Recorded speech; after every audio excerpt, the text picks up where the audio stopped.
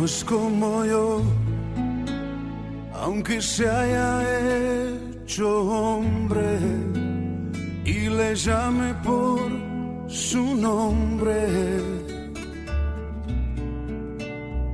No es como yo, no es como yo, aunque en todo fue tentado. Él es limpio y sin pecado. No es como yo.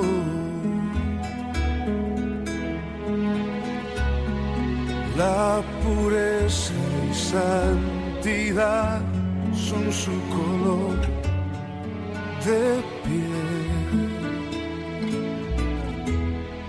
No es como yo. Él es santo y es perfecto, es sublime y es eterno. No hay comparación. No es como yo. Él trasciende lo que existe y de majestad se viste. No hay comparación.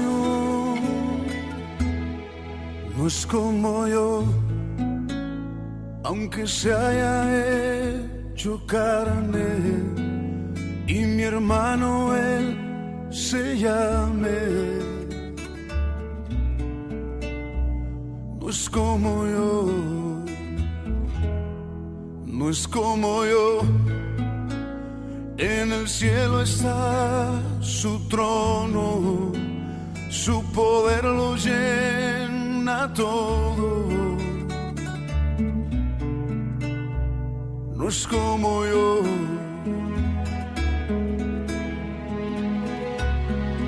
La creación toda rodilla doblará a sus pies. No es como yo.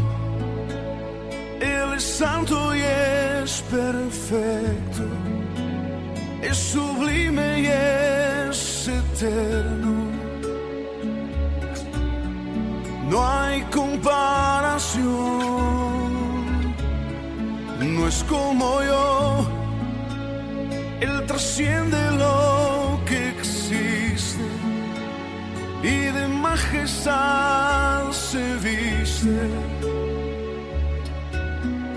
No hay comparación.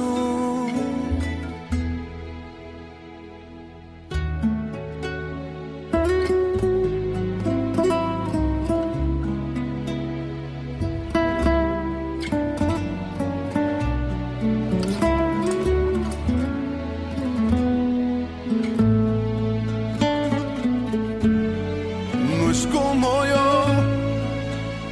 Él es santo y es perfecto, es sublime y es eterno. No hay comparación. No es como yo. Él trasciende lo que existe y de majestad se viste. No hay comparación.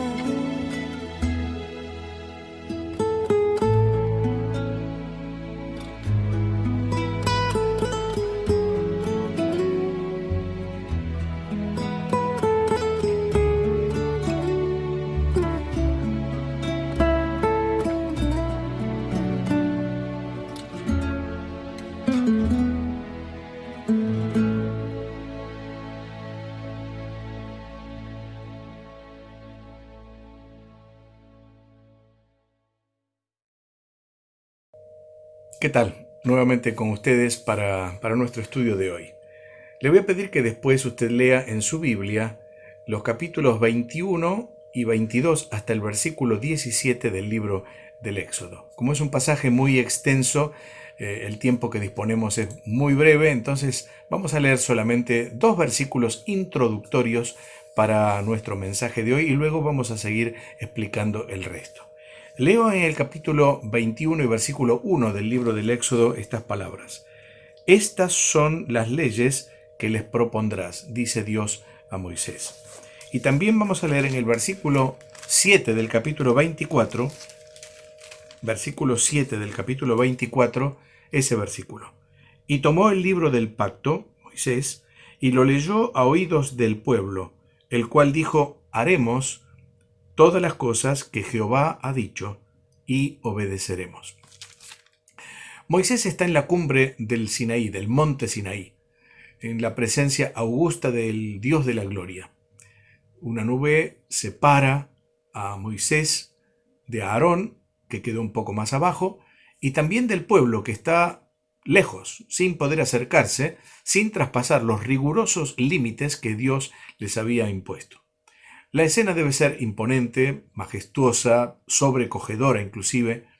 La carta a los Hebreos nos dice en el capítulo 12 que el monte ardía con fuego. En medio de una densa oscuridad y una fuerte tormenta se oía el sonido misterioso del cuerno de carnero, el shofar judío, y sumergido en ese ambiente sagrado, impenetrable, Moisés recibe de parte de Dios la ley en tablas de piedra escritas con el dedo de Dios. Pero también Dios dictó a Moisés un código de leyes morales y rituales, es decir, leyes necesarias para la vida civil y la vida religiosa del pueblo, que el legislador dejó impresas en lo que la Biblia denomina, en el versículo que leímos, Éxodo 24:7, el libro del pacto, y que constituían una ampliación, verdaderamente una ampliación de los sintéticos principios de los 10 mandamientos que están en el capítulo 20 de este libro. Se destaca en estos principios, en estos juicios del libro del pacto, en estas leyes, una verdadera sensibilidad y misericordia hacia aquellos que son más propensos a ser maltratados o ignorados. El propósito era regular la vida del pueblo en la tierra prometida, la tierra que iban a poseer en Canaán. Pero como eso iba a tardar 40 años de travesía, pues también esas leyes, como decíamos, llamadas juicios, iban a arreglar la conducta del pueblo aún durante el peregrinaje del desierto. Eran necesarias para un pueblo difícil, como todos los pueblos, con problemas de convivencia, de relaciones humanas, de ética, y para eso necesitaban un cuerpo de legislación que actuara como una verdadera jurisprudencia.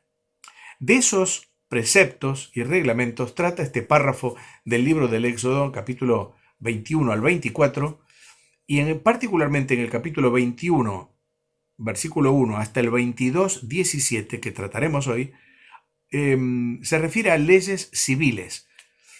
En el 22, 18 al 23, 33, la otra parte, entonces, de leyes rituales o religiosas. Así que hoy veremos solamente la primera parte, las leyes civiles que Dios dio como ampliación de los 10 mandamientos al pueblo de Israel a través de Moisés. Ahora, usted me dirá, ¿qué nos puede enseñar una legislación tan antigua? Casi diríamos primitiva, elemental, como la que utilizó Moisés al juzgar al pueblo de Israel hace 3500 años. Bueno, déjeme decirle dos cosas. En primer lugar, que fue Dios quien las dictó. De modo tal que si es Dios, tenemos la certeza que son leyes perfectas y en esencia de carácter permanente. Es posible que no las entendamos, es muy probable, porque el mundo que vivimos es muy distinto a aquel que vivían en la época de Moisés. Tantos siglos pasados han cambiado las costumbres, las relaciones interpersonales, la cultura, pero el pensamiento de Dios no ha cambiado, ni cambiará jamás. Y aún tienen una aplicación, si no en la forma, por lo menos, en el fondo sí. Así que los principios expresados sintéticamente en los 10 mandamientos no han cambiado. Tampoco el espíritu de las leyes, los decretos y los reglamentos dados por Moisés al antiguo pueblo de Israel. La segunda razón es porque esencialmente el hombre no ha cambiado. La humanidad en términos morales no ha cambiado y los problemas que hoy presenta la sociedad humana no son diferentes en el fondo a los que enfrentaban hace tantos siglos. El pecado sigue siendo el mismo, sus consecuencias también. Hoy en día existe la misma avaricia, el mismo robo, la misma mentira, inmoralidad sexual, etcétera, etcétera, que hubo siempre, en todas las épocas, desde el primer hombre que pisó la tierra. Al contrario, el pecado y sus manifestaciones van increyendo y ya lamentablemente hemos perdido una capacidad de asombro que podíamos haber tenido. Ya no nos sorprenden los crímenes, las violaciones, las estafas y tantas otras manifestaciones tan tristes, tan horribles del pecado. Fíjese que los niños y los jóvenes juegan a la guerra en sus plays y juegan a matar virtualmente a sus enemigos. Lo notable es que cuanto más asesinatos cometan, tanto más puntos ganan. Paradójico, ¿verdad? Los hombres y las mujeres se deleitan viendo películas de crímenes, de robos, adulterios, drogas, torturas, violaciones y las más oscuras y abyectas manifestaciones del mal. Queridos hermanos, de paso, entre paréntesis, cuidado con cosas que nos puedan hacer daño a nuestra alma, a nuestro sentimiento, a nuestro espíritu también como creyentes. Ahora, ¿por qué los hombres ven estas cosas? Porque la Biblia dice que el corazón del hombre es inclinado al pecado y a la perversión. Leo en la Biblia lo que dice Jeremías 17:9. Engañoso es el corazón más que todas las cosas y perverso. ¿Quién lo conocerá? O tal vez dicho de otro modo, ¿quién lo sanará? Porque el corazón del hombre está enfermo, con la enfermedad sutil pero cruel del pecado. Y solo Dios es posible que Dios puede sanar ese corazón a través de la fe puesta en la sangre de Cristo vertida en la cruz del Calvario como precio de rescate por nosotros. Solamente esa sangre puede curar el corazón. Leo lo que dice Isaías capítulo 1 y versículos 4 al 6. ¡Ay, nación pecadora! Pueblo cargado de culpa, generación de malhechores, hijos corruptos. Han abandonado al Señor, han despreciado al Santo de Israel. Se han vuelto atrás. ¿Para qué insistir en la rebelión? Toda su cabeza, dice, está herida, todo su corazón está enfermo. Desde la planta del pie hasta la coronilla no les queda nada sano. Todo en ellos es heridas, moretones y llagas abiertas, que no les han sido curadas, ni vendadas, ni aliviadas con aceite. El mismo Señor Jesucristo lo dijo en estas palabras en Marcos capítulo 7 y versículo 21. De dentro del corazón de los hombres salen los malos pensamientos, los adulterios, las fornicaciones, los homicidios, los hurtos, las avaricias, las maldades, el engaño, la lascivia, la envidia, la maledicencia, la soberbia, la insensatez. Así que el pecado sigue siendo el mismo, pero también siguen siendo la misma exigencia moral y ética las leyes de Dios. Esa exigencia espiritual del Dios infinitamente santo. Por eso también leemos en Proverbios capítulo 6, versículos 16 al 19 estas palabras. Hay 6 cosas.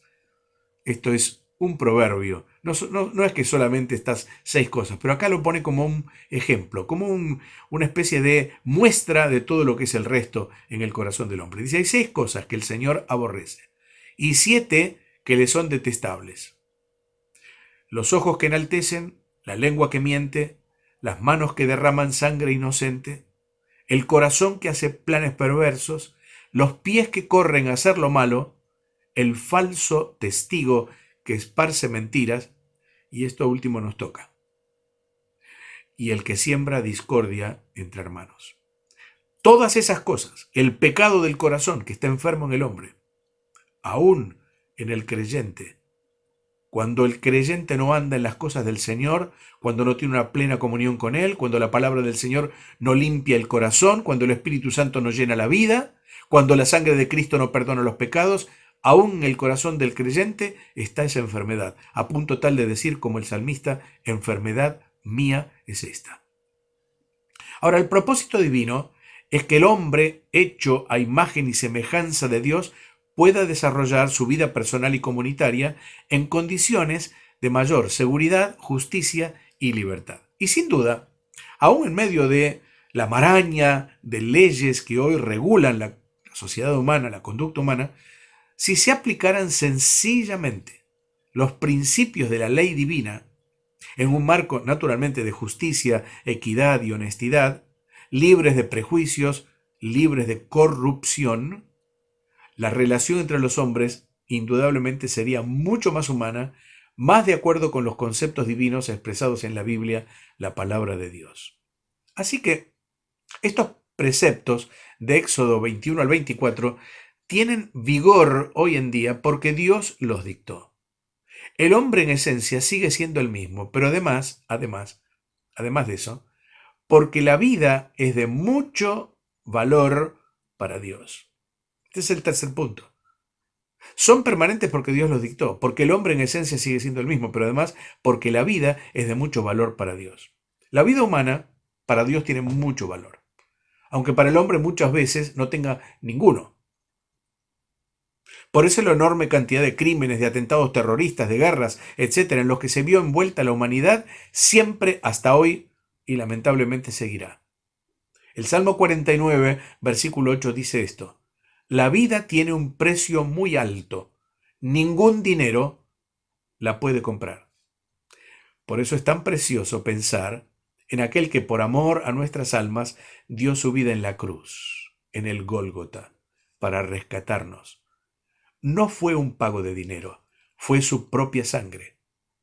Y por eso el apóstol Pedro dice en el capítulo 1, fuisteis rescatados de vuestra vana manera de vivir, la cual recibisteis de vuestros padres, no con cosas corruptibles, como oro o plata, sino con la sangre preciosa de Cristo, como de un cordero sin mancha y sin contaminación, ya destinado desde antes de la fundación del mundo, pero manifestado en estos últimos tiempos por amor de vosotros.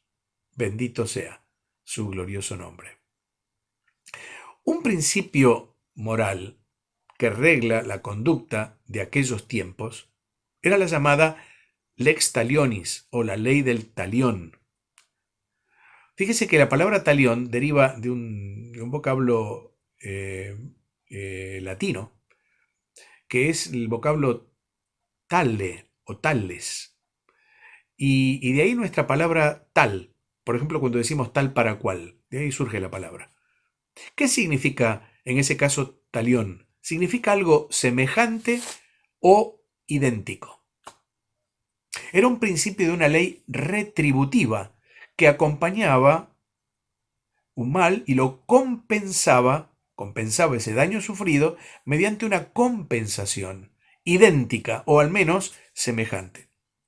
La ley del talión está expresada sintéticamente en una frase conocida que leemos en este capítulo 21 del Éxodo, versículo 24. Dice, ojo por ojo, diente por diente, mano por mano, pie por pie. Pero lo más conocido es ojo por ojo, diente por diente. Ahora, cuando escuchamos esto nos parece que suena a venganza, nos da imagen de venganza. Pero fíjese que es exactamente al revés. Es lo contrario. Esta ley lo que trata de evitar justamente es la venganza, un sentimiento tan propio de nuestra humanidad caída. Venganza no es retribuir con la misma intensidad. Venganza es retribuir un daño recibido desmedidamente. Eso es venganza. Sin duda usted recuerda, comenzó con Caín, el primer hombre nacido en la tierra, nada menos. Cuando su hermano Abel presentó la ofrenda, y Dios dice que aceptó a Abel y a la ofrenda, Caín se sintió dolido y en medio de esos celos, de esa envidia,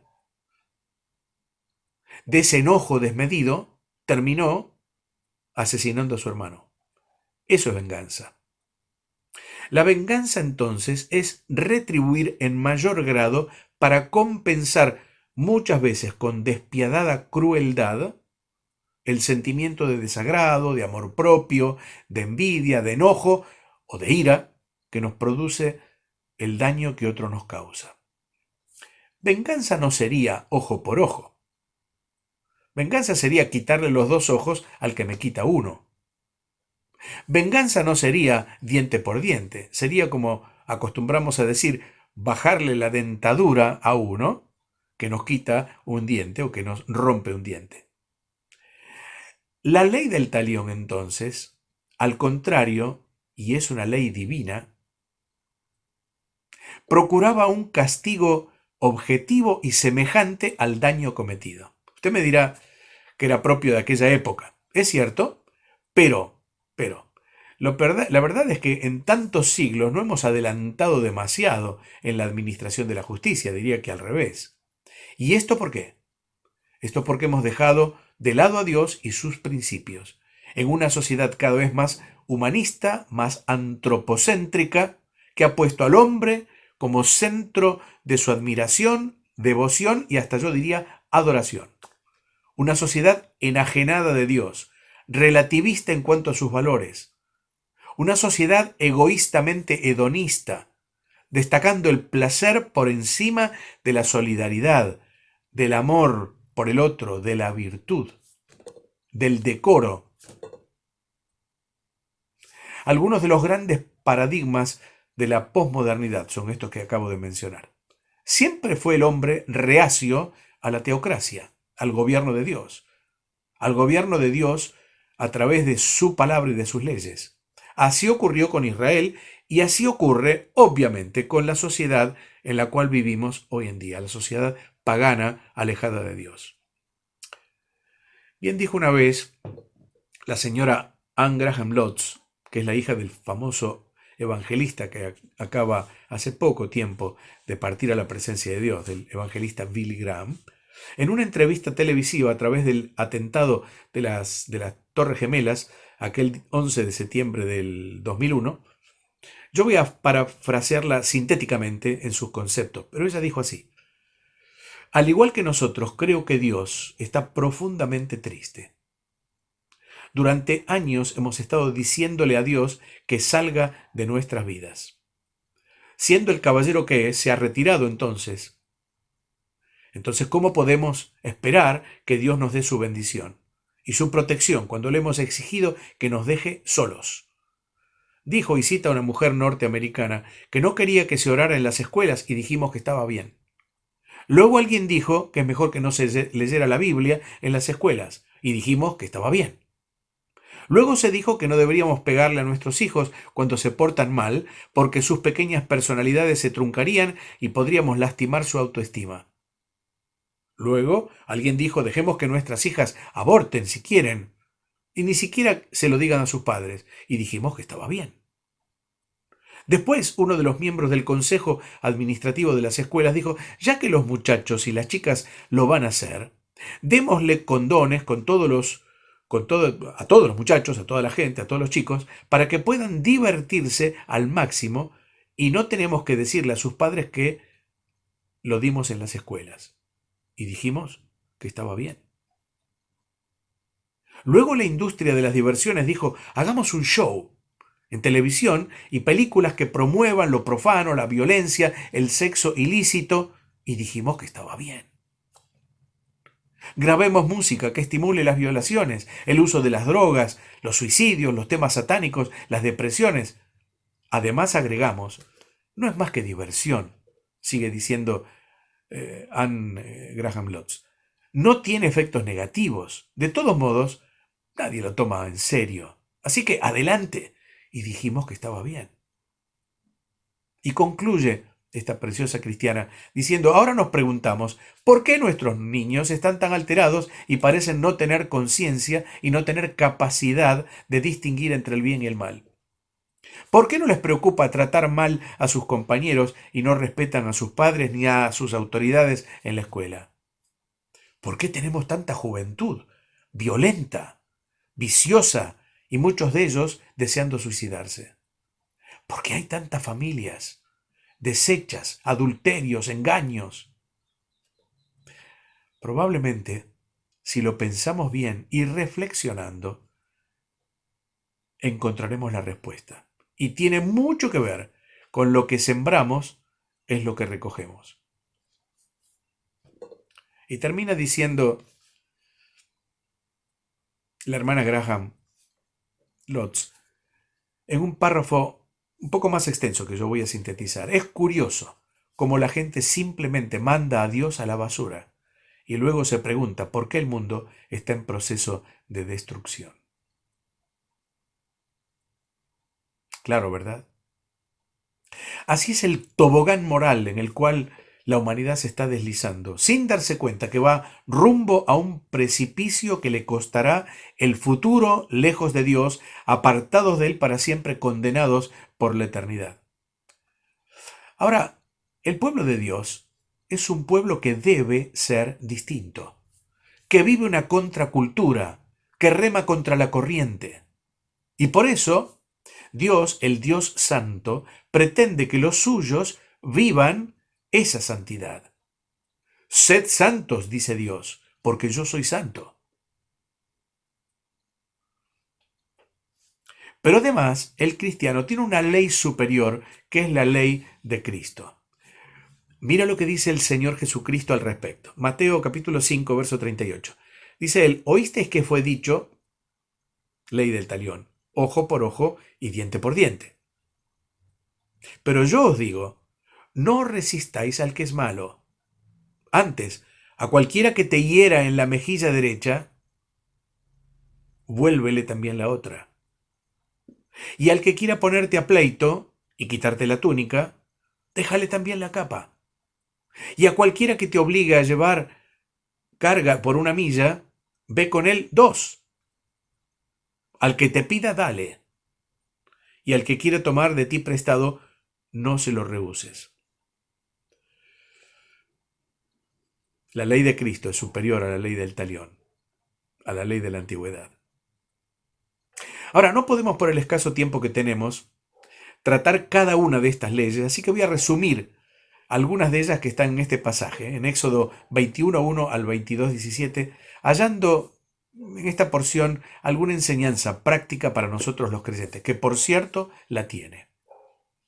En primer lugar, trata del siervo y su familia, de los versículos 1 al 11 del capítulo 21. La esclavitud que existía en aquel entonces y que era normal en aquella época no era la misma que conocemos por la historia, por ejemplo la que existió en América, donde los hombres y mujeres esclavos no tenían derecho alguno y vivían, salvo excepciones, en condiciones infrahumanas. En Oriente, en aquel tiempo, la provisión principal de los esclavos provenía de la guerra y terminaba en la pobreza. Y muchas veces el pueblo, agobiado por los tributos, estaba obligado a pedir dinero prestado a los ciudadanos ricos. Cuando no podían devolver el préstamo o pagar los intereses, se veían forzados a entregar primero las tierras, luego los hijos y al final ellos mismos como sirvientes o como esclavos. En Israel, para los esclavos hebreos, más que la esclavitud, era servidumbre, servir a otros. Y esta, fíjese, no duraba más que 6 años, pues al séptimo quedaba libre. Ahí lo puede ver usted en el versículo 2. Pero había una excepción, y la excepción era para el esclavo hebreo que trabajando en casa de su señor se casaba con una mujer, podía tener hasta hijos también de esa unión, y los hijos y la mujer, decía la ley, pertenecían a la casa del amo. Así que el hombre, si salía en libertad, salía sin su mujer y sus hijos, o bien prefería quedarse en la casa sirviendo de por vida. Y como leemos en el capítulo 21 y versículo 5, si el siervo dijere, yo amo a mi señor, a mi mujer y a mis hijos, no saldré libre. Cuando esta era la decisión del siervo, había una ceremonia muy interesante que era ante el amo y ante los jueces de la ciudad, y en esa ceremonia debían perforar el lóbulo de su oreja con una lesna contra el poste o la puerta de la casa. Y así sería siervo siempre, para siempre, en aquel hogar. ¿Y por qué la oreja? Seguramente porque la oreja, el miembro físico del oído, significa simbólicamente la sumisión, la actitud del que oye y obedece. Este rito tan interesante se aplica espiritualmente en la Escritura al mismo Señor Jesucristo. Uno puede leer en Hebreos capítulo 10, citando el Salmo 40, estas palabras: sacrificio y ofrenda no te agrada, has abierto mis oídos. Holocausto y expiación no has demandado. Entonces dije: he aquí vengo, dice el Señor, en el rollo del libro está escrito de mí, el hacer tu voluntad, Dios mío, me ha agradado, y tu ley está en medio de mi corazón. Has abierto mis oídos. Puede también pensarse como has horadado mis orejas, recordando la ceremonia del que decidía ser siervo por amor, como Cristo, el siervo perfecto, en total obediencia al Padre, también fue siervo por amor, y lo hizo naturalmente, por amor de nosotros, para morir en la cruz del Calvario por nosotros perdidos pecadores, como rescate de nuestros pecados. Ahora, así también nosotros, los creyentes, un día éramos esclavos de nuestras pasiones carnales, pero ahora somos siervos de Dios y lo somos por amor. Nuestras orejas, por así decirlo, están horadadas. Pertenecemos al Señor. Nos compró con su sangre derramada en la cruz y ahora vivimos para obedecerle y para servirle. Le amamos a Él, pero le amamos a Él porque Él nos amó primero. Volviendo a las leyes del Éxodo, es evidente el respeto por la dignidad humana que había en ellas. Aun cuando, obviamente, podemos pensar que la esclavitud de cualquier tipo no debe existir, obviamente. En segundo lugar, las leyes sobre daños personales con pena de muerte, versículos 12 al 17. Fíjese, si alguien mataba deliberadamente a otro, debía pagar inexorablemente con su vida. Una vez más se ve el valor de lo sagrado de la vida para Dios. La sangre pedía sangre, y por eso el homicidio requería la muerte del homicida. Si alguien lo hacía por accidente, tenía lugares seguros para refugiarse de posibles venganzas. La ley ofrecía protección, pero lejos de su hogar y también de los parientes que pudieran ejercer venganza sobre él. Eran las llamadas ciudades de refugio, que iban a funcionar en la tierra prometida y que usted puede mirar en Números capítulo 35 y en Josué capítulo 20. En tercer lugar, si alguien matara o alguien maldijera a su padre o a su madre, debía morir. El respeto a la dignidad de los padres era un mandamiento supremo en la ley divina. Por eso el pecado contra una de las relaciones más fundamentales de la vida natural era un delito grave y se pagaba con la vida. Otro caso, si alguien robaba a una persona, es decir, la secuestrara y la vendiera como esclavo, era penado también con la pena capital, pues se consideraba un homicidio. ¿Cuántos hombres y mujeres a lo largo de la historia fueron secuestrados, especialmente de países africanos, quitándoles la libertad y vendiéndolos como esclavos para vivir miserablemente? ¿No es esto acaso un crimen delante de Dios? Por supuesto que lo es. Miremos hasta qué punto Dios protege la libertad, la integridad y la dignidad humana en las leyes de este capítulo. En tercer lugar, daños a personas o animales, versículos 18 al 36. Si alguien hería a otro con una piedra o con los puños, si no moría, consecuencia de las heridas, debía recibir la parte del atacante, la parte de compensación por lo que ahora se denomina lucro cesante, es decir, por lo que perdiera de ganar durante el tiempo de su dolencia. Otro caso era si alguno hería a su siervo con una paliza, que se entendía como disciplinaria, no tanto como una paliza que llegara a un homicidio. Si el siervo moría, de todos modos, debía castigarse al autor de su muerte. Pero si no, todo daño personal permanente conllevaba la libertad del esclavo y la pérdida económica del amo. Por supuesto, así quedaba limitado el poder del amo sobre el esclavo. Entonces hacía de esta ley una ley sin precedentes en el mundo antiguo. Si una mujer embarazada, otro caso, era herida y abortara, si el niño vivía, tenía una multa de acuerdo a lo que disponía el esposo de la mujer. Pero si el niño o la madre morían, entonces el heridor debía pagar con su vida. Fíjese que es notable que aquí al no nacido se le considera ya una persona, un niño. El aborto no cabe en la mente de Dios. El aborto es un homicidio, como lo es, naturalmente, para todo cristiano verdadero. Ni la ley mosaica ni otras leyes, aún paganas, consideraban el caso de que la mujer abortara voluntariamente. Siempre entonces es considerado un crimen. Otro caso, si un buey hería con sus cuernos a alguien y a causa de ello la persona moría, debían apedrear al buey y era prohibido comer su carne. Ahora, si el buey era agresivo por naturaleza y le hubieran advertido al dueño, debían morir el buey y el dueño o bien pagar un alto precio en compensación. Bueno, tengo que extenderme un poquito más, esto es muy largo, pero en cuarto lugar, las leyes sobre la protección de la propiedad, capítulo 22, versículos 1 al 6. Si alguien hurtaba algún animal del ganado para comer o vender, debía pagarlo con 4 o 5 veces más. Si entraba en una casa para robar y lo mataban, el que lo mató no tenía cargo alguno, lo hacía en defensa propia. Pero si fuera de día, con probabilidades de pedir auxilio, los bienes debían ser restituidos doblemente por el ladrón, pero quien matara debía pagar con su vida. Si alguno hiciera entrar su ganado para comer un campo de otro, debía pagar con lo mejor de su campo por los daños ocasionados.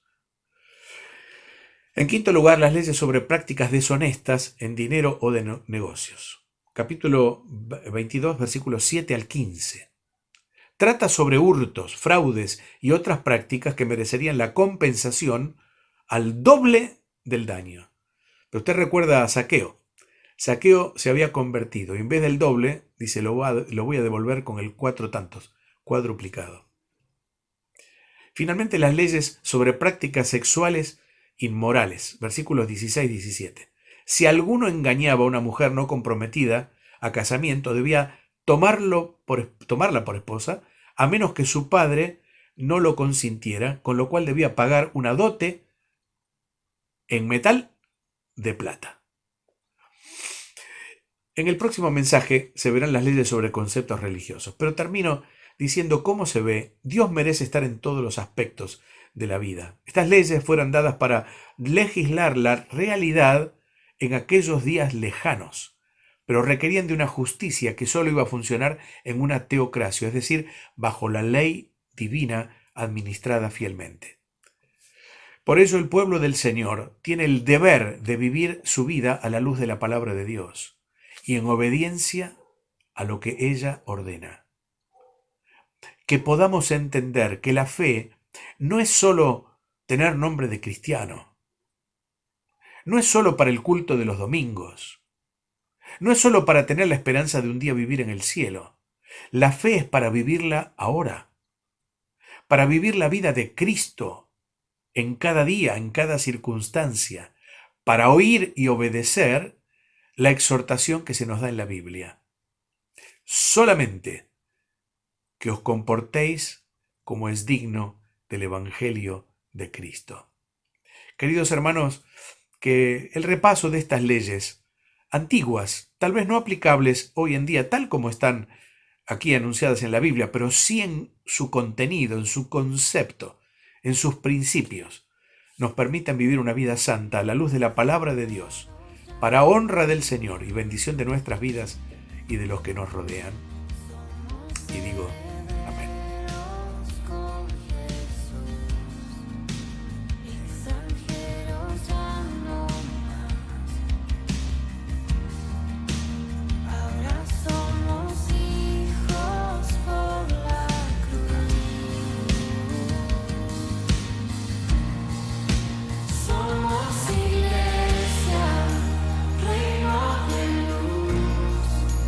Nuestra bandera